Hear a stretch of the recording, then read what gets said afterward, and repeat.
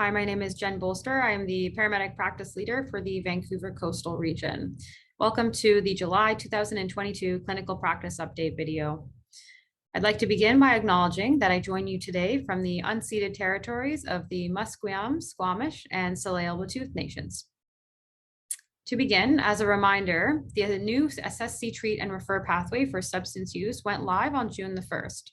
Information and videos can be found regarding this pathway on the BCEHS Clinical and Professional Programs YouTube channel. With this pathway, there is no requirement to call clinical prior to enrollment. You will notice in the patient disposition section on Siren that substance use is now available as a selection.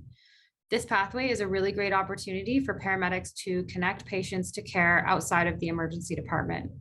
If you have any questions regarding the use of this pathway, please feel free to reach out at clinicalpractice@bcehs.ca.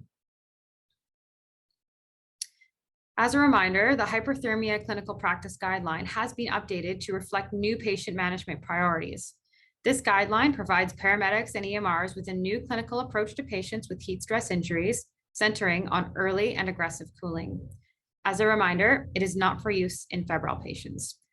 Rather than measuring body temperature or attempting to differentiate between heat exhaustion and heat stroke, the CPG instead advocates for a clinically based approach.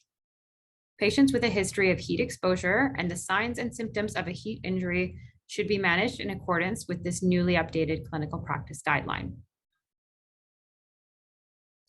A new UPCC in Richmond went live on June 13th. More information can be found in the BCEHS handbook on the generic urgent primary care center acceptance criteria.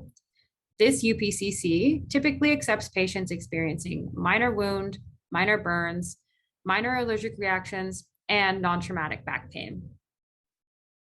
Please continue to call clinical before conveyance.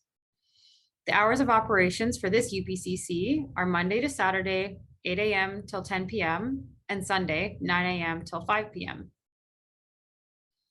A revised pain management clinical practice guideline was recently approved by the BCEHS Clinical Advisory Committee. The guideline will include expanded pain management medications for PCP and ACP practitioners. Logistics, including procurement, distribution, initial education, and ongoing education, are being finalized over the coming weeks. More details to follow soon. Dr. Anders Gunstall presented at the International Forum on Quality and Safety in Healthcare in Gothenburg, Sweden on June 20th. The presentation was on the successful administration of thrombolytics by paramedics in BC, reducing first medical contact to thrombolysis from 84 minutes to 25 minutes. Great work, and many thanks to all involved in this very important project. Expansion of this care is targeted for September 2022 in Prince George and Nanaimo. Lastly, a huge congratulations to Clinical Services Manager Tim McCready's for receiving the Best Emerging Researcher Award at the inaugural Canadian Paramedicine Research Day. Myself, Nichelle Wall, and Doug Steary all were involved in this day. If you want more information on paramedic-led research, or you yourself are interested in getting involved in research, please reach out to clinicalpractice@bcehs.ca. Thank you for watching the July 2022 clinical practice update video. We look forward to seeing you again in August.